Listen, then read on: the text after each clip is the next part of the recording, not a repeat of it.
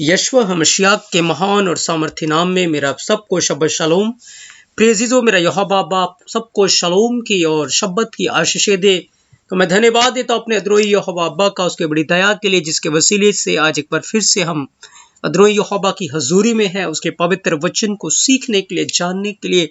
और मैं विश्वास करता हूँ कि जब आज यहोवा का वचन हमारे जीवनों के ऊपर खुलेगा, हम यहोवा की आशीषों को, बरकतों को अपने जीवन में हासिल करेंगे। प्रियजीजो, तो आए हम इज़राइल के लिए, यरूशलेम के लिए प्रार्थना करें कि मेरा यहोवा अब्बा इज़राइल को, यरूशलेम को शलोम की आशीषें दे, और इज़राइल की जो खोई हुई भेड़ें हैं वो यशवा हमशिया के नाम से बचाई जाए, उद्धार पाए, और यहोवा अब्बा इज़राइल का, यरूशलेम का उद्धार करे यशवा हमशिया के नाम से, आमीन। तो प्रिय अजीजों, हम सीख रहे थे पवित्र मिलाप वाले तंबू के विषय में कि मिलाप वाला जो तंबू था वो मसीह की देह की ओर इशारा करता है। हमने सीखा कि मिलाप वाले तंबू के अंदर जो कुछ भी था वो सब कुछ एक मसीह के लिए एक भविष्यवाणी के रूप में था। प्रिय अजीजों, हमने सीखा कि इसके अंदर 3 भाग होते थे, बाहरी आंगन, पवित्र स्थान और अति पवित्र स्थान। और हमने वाचा के संदूक के विषय में बहुत सारे भेद की बातों को सीखा है, जिससे हमने बहुत सारी आशीषों को, बरकतों को हासिल किया है। प्रिय अजीजों, और हमने महायाजक के वस्त्रों के विषय में सीखा, हमने याजक के वस्त्रों के विषय में सीखा, और अब हम उन 5 प्रकार के कुर्बानियों के विषय में सीख रहे हैं जो कि मिलाप वाले तंबू के अंदर चढ़ाई जाती थी। और इन तंबुओं के अंदर, इन बलियों के अंदर जो भेद, रहस्य छुपा हुआ है, प्रिय अजीजों, हम उस रहस्य को, उस भेद को हम देख पा रहे हैं, हम सीख पा रहे हैं। और जहां जहां मसीह छुपा हुआ था, प्रिय अजीजों, हम मसीह को पुराने नियम के अंदर, टैबरनेकल के अंदर, कुर्बानियों के अंदर, और जो कुछ भी मिलाप वाले तंबू के अंदर होता था, उन सारी चीजों को में हम यशवा हमशिया को देख पा रहे हैं। तो मैं विश्वास करता हूं कि जब आपके जीवन से वचन का प्रकाश खुल रहा है, वचन का प्रकाश आपकी जिंदगियों के ऊपर आ रहा है, तो आप यहोवा की आशीषों को, बरकतों को अपने जीवन पर हासिल कर रहे हैं। प्रिय अजीजों, मेरा अदोनी यहोवा आपको बहुत सारी आशीषें और बरकतें दे। प्रिय अजीजों, तो आज के विषय में, आज के भाग में हम सीखेंगे कि यीशु मसीह किस प्रकार से हमारे लिए दोष बलि बन गया। प्रिय अजीजों, और आज दोष बलि के बलिदान के विषय में हम अपना ध्यान केंद्रित करेंगे। और मैं विश्वास करता हूं कि जब आप दोष बलि की व्यवस्था को, दोष बलि की चीजों को आप सीखेंगे, तो सच में ये बातें भी आपके लिए बहुत सारी आशीषों का, बरकतों का कारण होगी। प्रिय अजीजों, तो आप इस पूरे भाग को बड़े ध्यान से सुने, ताकि यहोवा बाप को बहुत सारी आशीषें और बरकतें दे। प्रिय अजीजों, याद रखें, इब्रानी भाषा में जो दोष बलि के लिए शब्द इस्तेमाल हुआ है उसको अशम बोलते हैं, अलिफ, शिन और फाइनल मैम, अशम। और अशम के अंदर प्रिय अजीजों बहुत गहरा भेद आप देखेंगे कि दोष बलि जो है उसके लिए, यदि दोष बलि को कोई क्षमा कर सकता है, दोष को कोई हटा सकता है, दोष को कोई खत्म कर सकता है, तो उसके लिए पहले ही यहोवा ने असम में, यानी कि दोष बलि के उस कुर्बानी के अंदर ही उसने एक भविष्यवाणी को, यानी कि मसीह को कंसील करके रखा हुआ था कि जिसके कुर्बानी के द्वारा, जिसके बलिदान के द्वारा किस प्रकार से पूरी मानव जाति जो गुनाह में दोषी ठहर चुकी है, यहोवा के आगे वो दोषी ठहर चुकी है, उसका किस प्रकार से उद्धार होगा, छुटकारा होगा। प्रिय अजीजों, आप सब जानते हैं कि इब्रानी भाषा में जब हम शेम लिखते हैं, शेम, तो शिन और फाइनल मैम लिखते हैं। शेम का अर्थ है नाम, और आगे आलिफ है। प्रिय अजीजों, आलिफ और शेम, यानी कि आलिफ का नाम यहाँ पर। और आलिफ के विषय में हमने स्टडी की है, हमने सीखा है कि आलिफ जो है वो यहोवा को रिप्रेजेंट करता है, यानी कि दोष को दूर करने वाला यदि कोई है, दोष को खत्म करने वाला यदि कोई है, तो वो है यहोवा का नाम।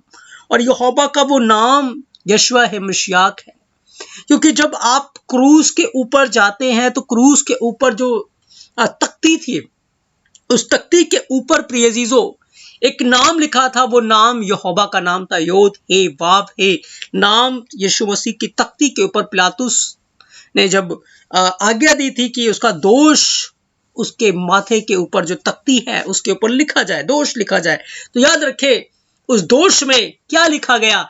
यहोवा का नाम। तो इस नाम को यीशु मसीह जब आया तब लिखा गया, लेकिन जब आप अशम की स्टडी करेंगे, अशम के भेद में, रहस्य में जाएंगे, तो यहीं पर हमें 4000 साल पहले ही, मसीह के आने से पहले ही, मूसा के समय में 2500 साल पहले ही हमें मसीह के सिर के ऊपर यहोवा का जो नाम लिखा जाएगा उसके विषय में हम पहले ही देख सकते हैं प्रिय अजीजों। पहले ही हमें उन बातों के विषय में भविष्यवाणी कंसील छुपी हुई यहां नजर आती है प्रिय अजीजों। तो दोष को दूर करने वाला, दोष को खत्म करने वाला, जिसके ऊपर दोष बलि जो बन गया, वो कौन है? वो यहोवा का नाम है। यानी कि यहोवा का नाम कौन है? वो है यशवा मशीयाख, जिसके द्वारा हम उद्धार पाते हैं, जिसके द्वारा यहोवा हमें दोषी नहीं ठहराएगा, पर वो हम पर दया करके, हम पर अनुग्रह करके हमें अपने बेटे और बेटियां होने का अधिकार देगा प्रिय अजीजों। तो मेरा यहोवा आपको बहुत सारी आशीषें और बरकतें दे प्रिय अजीजों। हम अशम के विषय में स्टडी कर रहे हैं। अशम का अर्थ है दोष बलि, दोष। और हमने देखा कि इसके अंदर इब्रानी अल्फाबेट के अंदर किस प्रकार से रहस्य भेद छुपा है कि यहोवा का जो नाम है वो सारे दोष को खत्म करने की सामर्थ्य रखता है प्रिय अजीजों। याद रखें, इस बलिदान की आवश्यकता क्यों होती थी। जब आप लेवी व्यवस्था अब 5 अध्याय उसके 1 से 3 वचन को पढ़ते हैं तो यहां लिखा है कि यदि कोई साक्षी होकर ऐसा पाप करे कि शपथ खिलाकर पूछने पर भी कि क्या तूने यह सुना अथवा जानता है, और वह यह बात प्रकट न करे, तो उसको अपने अधर्म का भार उठाना पड़ेगा। और यदि कोई किसी अशुद्ध वस्तु को अज्ञानता से छू ले, तो चाहे वह अशुद्ध बनेले पशु की, चाहे अशुद्ध रेंगने वाले जीव जंतु की लोथ हो, वह अशुद्ध होकर दोषी ठहरेगा। और यदि कोई मनुष्य किसी अशुद्ध वस्तु को छू ले, अज्ञानता से छू ले, चाहे वह अशुद्ध वस्तु किसी भी प्रकार की क्यों ना हो, जिससे लोग अशुद्ध हो जाते हैं, तो वह उस बात को जब जान लेगा तब वह दोषी ठहरेगा।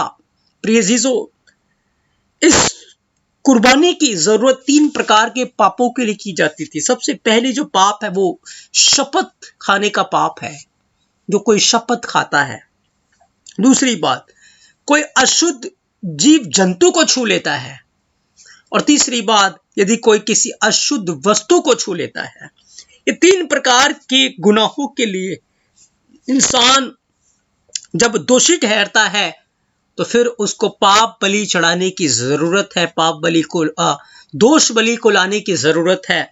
और इंसान जो कि दोषी ठहर चुका है, याद रखिए, मेमने का, बकरे का या जानवरों का लहू उसको कभी भी शुद्ध नहीं कर सकता। लेकिन मैं आपको बताना चाहता हूं, वो जानवरों का जो खून उस समय बहाया जाता था, और जितनी प्रकार की आप कुर्बानियों की चर्चा यहां पर सुन रहे, चाहे वो दोष बलि हो, चाहे वो मेल बलि हो, चाहे वो अन्न बलि हो, चाहे वो होम बलि हो, वो चाहे किसी भी प्रकार की बलि क्यों ना हो प्रिय अजीजों, उन हर बलिदानों के अंदर हमें मसीह यशवा मशीयाख छुपा हुआ नजर आता है। तो जब लोगों के देखने में तो कुर्बानी पशु की हो रही है, कुर्बानी किसी निर्दोष जीव जंतु की हो रही है, जानवर की हो रही है या पक्षी की हो रही है, लेकिन याद रखें, एक्चुअल में कुर्बानी वहां पर मशीयाख की हो रही थी, यीशु मसीह की हो रही थी, स्पिरिचुअल तरीके से, आत्मिक रूप से। और क्रूस के ऊपर यीशु मसीह फिजिकल और स्पिरिचुअल दोनों ही रूप से हमारे गुनाहों का प्रायश्चित करते हैं। क्योंकि जो जानवर होते थे, जो मेमना होता था, जो नाम है, वो हर चीज कुर्बानी जो है कि जिस प्रकार से हो रही थी, हर चीज हमें यीशु मसीह के पास लेकर जाती है प्रिय अजीजों, यशवा मशीयाख के पास हमें पहुंचा देती है।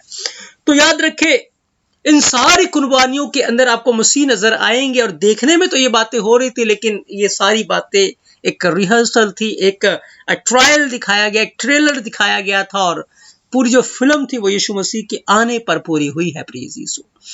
अब हमें इस बलिदान से, इन बातों से क्या सीखना है, मैं आपको बताना चाहता हूं। आज बहुत सारे लोग ऐसे हैं जो शपथ खाते हैं, और तभी यीशु मसीह ने बताया, परंतु मैं तुमसे यह कहता हूं कि कभी भी शपथ ना खाना, ना तो स्वर्ग की क्योंकि वह एलोहिम का सिंहासन है, न धरती की क्योंकि वह उसके पांव की चौकी है, और ना यरूशलेम की क्योंकि वह महाराजा का नगर है।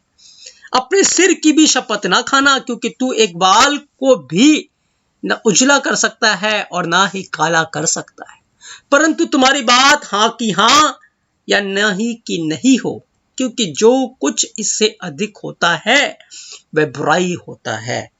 और इसीलिए यीशु मसीह ने मत्ती 5:34 में कहा कि तुम कभी भी शपथ ना खाना। और अभी हमने देखा कि व्यवस्था के अंदर जो शपथ को खा लेता था और दोषी ठहर जाता था, और जब उसको पता चल जाता था कि मैंने पाप किया है, मैंने बुराई की है, तो उसको अपना दोष बलि यहोवा के आगे लेकर आना होता था। और वो कुर्बानी को लेकर आता था, मेमने को लेकर आता था, पक्षी को लेकर आता था। और वो बातें इशारा कर रही थी कि एक दिन यीशुआ है मसीह के लहू के द्वारा हमारे सारे जो पाप हैं, गुनाह हैं, चाहे वो बर्फ की हिम चिनाई, वो श्वेत हो जाएंगे, वो उज्जवल हो जाएंगे। प्रिय जीजो, ये उन बातों की ओर इशारा कर रहा था, दिखा रहा था। प्रिय जीजो, तो शपथ ना खाना, मैं आपको बताना चाहता हूं कि बाइबल के अंदर क्या होता था। लिखा है, जब लेवी व्यवस्था 5:5 को आप पढ़ते हैं तो लिखा है, जब वह इन बातों में किसी भी बात में दोषी हो, तब वह जिस बात में उसने पाप किया हो उसको वह मान ले, और जब वो मान लेगा तो अपना दोष बलि ले आए, अर्थात उसके कारण वह एक भेड़ या बकरी पाप बलि करने के लिए ले आए, तब वह याजक उस पाप के विषय में उसके लिए प्रायश्चित करेगा। प्रिय जीजो, ये होता था कि जब इंसान को पता चल जाएगा कि उसने गुनाह किया है, पाप किया है, शपथ खाई है और वो दोषी ठहर चुका है, अब उसको दोष बलि यहोवा के आगे लाना है। उसको अब यहोवा के आगे अपने गुनाहों का तौबा करना। याद रखें, बाइबल के अंदर हेरोदेस के विषय में लिखा है, हेरोदेस ने शपथ खाई अपनी बेटी के से कि मांग, जो कुछ तू मांगेगी मैं तुझे दूंगा। और वो शराब के नशे में धुत था। उसकी बेटी ने एक ऐसा नाच किया, ऐसा डांस किया जिससे सबको खुश कर दिया, और राजा खुश होकर वो शराब के नशे में कहता है कि मांग मुझसे, तू क्या मांगती है, मैं तुझे अपना आधा राज्य भी दे दूंगा। तो लड़की ने अपनी मां से पूछा कि मैं क्या मांगू, और उसकी मां ने बताया कि तू यूहन्ना बपतिस्मा देने वाले का सिर मांग ले। और लड़की ने जाकर राजा को जब बोला, हेरोदेस को बोला कि मुझे अभी यूहन्ना बपतिस्मा देने वाले का सिर थाली में मंगवा दे, तब राजा उस समय पछताया। उस समय वो दुखी हुआ कि क्यों मैंने ऐसी शपथ खाई, क्यों ऐसी बात मैंने अपने मुंह से निकाली। वो दोषी ठहरा प्रिय जीजो उस समय। लेकिन अपने सामने जो लोग थे उनके कारण उसने एक नबी का कत्ल करा दिया। एक बहुत बड़ी बुराई वहां पर हुई, और तभी यीशु मसीह ने कहा कि तुम्हारी बातें हाँ की हाँ और नहीं की नहीं हो, क्योंकि जो कुछ इससे अधिक होगा वो फिर बुराई को उत्पन्न करेगा। और हेरोदेस के लिए शपथ खाना एक बहुत बड़ी बुराई को उसने उत्पन्न किया प्रिय यीशु, और वो बुराई एक नबी का कत्ल हो गया, और वो बहुत बड़े दंड का भागीदार हो गया, बहुत बड़े दंड को, बड़े श्राप को अपने जीवन के ऊपर हेरोदेस ले आया प्रिय यीशु। और हम सब जानते हैं उसका अंत किस प्रकार से हुआ। उसको कीड़े पड़ गए, स्वर्गदूत ने उसको मारा, उसको कीड़े पड़े, और वो बुरी हालत में होकर तड़फ तड़फ के उसने अपने प्राणों को त्यागा है प्रिय यीशु। तो याद रखें, हमें बड़ा सावधान रहना है कि हमारी बात हाँ की हाँ हो और ना की ना हो। हम कोई भी बुराई ना करें प्रिय यीशु। हम किसी भी प्रकार की बुराई में अपने आप को लौली ना करें। हम शपथ ना खाएं, हम कसम ना खाएं, क्योंकि आज बहुत सारे लोग मुसीहत में भी शपथ खाते हैं और बाद में पछताते हैं प्रिय यीशु। याद रखें, इतिहास इस बात को बताता है कि जब हवा ने फल खाया था, तो फल खाने से पहले दुष्ट ने, सांप ने हवा से शपथ खिलाई थी। उस समय हवा को शपथ खाना नहीं आता था, लेकिन शैतान ने हवा से शपथ खिलाई गई, यहोवा के नाम से उसको शपथ खिलाई कि जब वो फल खाएगी तो फिर उसके बाद वो अपने पति को भी फल खिलाएगी, क्योंकि जब हवा ने फल खाया तो उसको एहसास हुआ कि मैंने गुनाह किया है, लेकिन अपने शपथ के कारण वो फंस गई। और उसने जब शपथ खाई हुई थी तो उसने ले जाकर फल आदम को खिला दिया, क्योंकि जब इंसान शपथ खाएगा तो फिर बुराई उत्पन्न हो। और जब दुनिया का पहला बड़ा गुनाह हो रहा था तो वहां भी इतिहास, आदम का इतिहास ये बताता है कि ये जो बड़ी बुराई थी वहां भी शपथ खाई गई प्रिय चीजों। और आदम का इतिहास बताता है कि कई बार शैतान ने आदम से भी शपथ खिलाई, और शपथ खाने के बाद आदम भी पछताया, रोया, बिलखा, और यहोवा एलोहिम ने, अब्बा ने आदम को संभाला, आदम को गिरने से बचाया, आदम को नाश होने से बचाया, लेकिन क्योंकि उसका वैरी बार बार उसको गिराना चाहता था, उसको खत्म करना चाहता था। प्रिय चीजों, आज भी लोग शपथ खा रहे हैं। हमारी हाँ की हाँ होनी चाहिए, ना की ना होनी चाहिए, क्योंकि जो कुछ भी इससे अधिक होता है वो बुराई को उत्पन्न करता है, वो बुराई को लेकर आता है। प्रिय चीजों, मैं आपको बताना चाहता हूं, हेरोदेस ने ऐसा करके बड़ी बुराई की, और आदम भी, हवा भी ऐसी बुराई में फंसकर और वो दोषी ठहरे हैं। प्रिय चीजों, उन्होंने गुनाह किया है। हमें सावधान होना है कि हम इस किसी भी प्रकार का ऐसा गुनाह ना करें। दूसरी बात, जो कोई किसी घृणित जीव जंतु को छुएगा वो भी पापी ठहरेगा। आज बहुत सारे लोग अशुद्ध जानवरों को खाते हैं, सुअर को खाते हैं, और सी फूड्स खाते हैं, और भी ऐसे अशुद्ध चीजें हैं, हिरन है और ऊंट है, और बहुत सारे ऐसे अशुद्ध जानवर हैं जिनको वो खाते हैं। बाइबल कहती है उनको छूना भी नहीं है, क्योंकि तुम उनको छुओगे तो फिर दोषी ठहरोगे, तुम पाप करोगे। और आज बहुत सारे लोग उनको खाते हैं, और याद रखें यहोवा का क्रोध, श्राप उनके जीवन के ऊपर, क्योंकि वो पाप कर रहे हैं। ऐसा करके भी आप दोषी ठहर रहे हैं प्रिय चीजों। इसीलिए मैं आपको आज चिताना चाहता हूं, बाइबल के वचन को अपने हृदय में रखें और अशुद्ध चीजों को खाने से बचे, अशुद्ध चीजों को छूने से भी बचे, अशुद्ध जीव जंतुओं को खाने से बचे, नहीं तो आप प्रिय चीजों नाश की ओर बढ़ जाएंगे। आप बुराई में फंस जाएंगे, गुनाह में फंसकर आपके पास बचने का कोई चारा नहीं होगा। इसीलिए जब आज आप यहोवा के वचन को सुनते हैं तो अपने हृदय को कठोर न करें, पर आज उसका वचन सुनकर यहोवा के वचन को अपने हृदय में जगा दे प्रिय चीजों। तीसरी बात, कोई भी जब किसी अशुद्ध वस्तु को छू लेता था तो वो दोषी ठहरता था। और याद रखिए, आज बहुत सारे लोग अशुद्ध वस्तुओं को छूते हैं। अशुद्ध वस्तु क्या है? नशे की चीजें, शराब अशुद्ध है, सिगरेट, बीड़ी, गुटखा, तंबाकू और ऐसी भिन्न भिन्न प्रकार की चीजें हैं जो अशुद्ध है, और इनको खाकर इंसान अशुद्ध हो जाता है, दोषी ठहरता है, पाप में गिरता है, गुनाह में गिरता है। हमें ऐसी वस्तुओं से भी बाइबल बयान करती है दूर रहना है प्रिय चीजों, नहीं तो आप दोषी ठहरेंगे और पाप का भागीदार हो जाएंगे। और याद रखिए, बड़ा गुनाह है, लेकिन याद रखिए यदि आपने इसमें से तीनों प्रकार के गुनाहों में से कोई भी गुनाह किया है तो आज यहोवा का नाम आपके साथ है। यहोवा का नाम यशवा है मशियाक से जब आप अपने गुनाहों के लिए माफी मांगेंगे, लिखा है जब आपको इन बातों का पता चल जाए तो आप अपने पापों को मान लीजिए। लेवी व्यवस्था 5:5 वचन कहता है कि जब वह इन बातों में से किसी भी बात में दोषी हो और तब जिस विषय में उसने पाप किया उसको मान ले और यहोवा के सामने अपना दोष बलि लिया। आज यीशु मसीह को आपको यहोवा के पास लाना, यीशु मसीह के लहू को लेकर आना है। पहले तो जानवरों के लहू को लेकर जाते थे, लेकिन अब हमें जानवरों के लहू को लेकर जाने की जरूरत नहीं है। आज हमें एलोहिम से प्रार्थना करनी, अपने गुनाहों से तौबा करना है, पापों से पश्चाताप करना है और फिर यशवा मसीह के लहू को लेकर आना है कि पिता मेरे पापों के लिए, मेरे दोष के कारण यशवा मसीह मेरे लिए मारा गया, गाड़ा गया और 3 दिनों के बाद मुर्दों में से जी उठा और आज वो जीवित है मेरा उद्धार करने। क्योंकि यशायाह 53:10 वचन कहता है यहोवा को यही भाया कि इसे कुछ ले, उसी ने उसको रोगी कर दिया कि जब उसका प्राण दोष बलि करे। याद रखिए, यीशु मसीह हमारे लिए दोष बलि बना है प्रिय चीजों, तब वह अपना वंश देखने पाएगा। हाँ प्रिय चीजों, यशवा मसीह मेरे और आपके लिए दोष बलि बना है, वो हमारा दोष बलि है।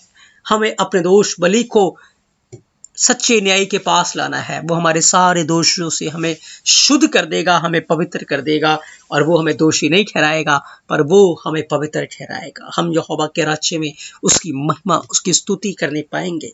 तो आज प्रिय जी, जो हमने मिलाप वाले तंबू के अंदर से, कुर्बानियों के अंदर से, उस दोष बलि की कुर्बानी को, जिसको इब्रानी भाषा में अशम बोलते हैं, उसके विषय में सीखा है। और मैं विश्वास करता हूं कि आपने बहुत सारी आशीषों को, बरकतों को हासिल किया। याद रखिए, यीशु मसीह हमारे लिए दोष बलि बना है। हमें अपना दोष बलि यहोवा के आगे लाना है, और वो हमारे सारे दोषों को, सारे गुनाहों को से हमें माफ करने में, हमें शुद्ध करने में विश्वास योग्य और धर्मी है। प्रिय चीजों, वो हमारा पूरा पूरा उद्धार करेगा और हमें अपने राज्य में सुरक्षित पहुंचाएगा। मैं विश्वास करता हूं इसका वचन आपके लिए बहुत सारी आशीषों से, बरकतों से भरा हुआ है प्रिय चीजों, और आपने सीखा है, आशीष पाई है, और आप आगे से सावधान रहेंगे कि आप किसी भी प्रकार से शपथ ना खाएं, और अशुद्ध जीव जंतुओं को खाने से बचे, और अशुद्ध वस्तुओं को भी खाने से, छूने से भी बचे। प्रिय चीजों, मेरा यहोवा बाबा आपको बहुत सारी आशीष और बरकतें दे, और मेरी विनती है कि आप जो इस वचन को सुन रहे हैं, हम यहोवा के राज्य के लिए तैयार हो, ताकि जब भी तुरी फूंकी जाए, हम सब उसके राज्य में पाए जाएं। हम जरूर यहोवा के राज्य में मिलेंगे, और तब तक के लिए मेरा यहोवा अब्बा आपको बहुत सारी आशीषें और बरकतें दे प्रिय अजीजों, और यहोवा में आप बढ़ते जाए। आप सबको शबत शलोम, यहोवा आप सबके साथ हो। आमीन।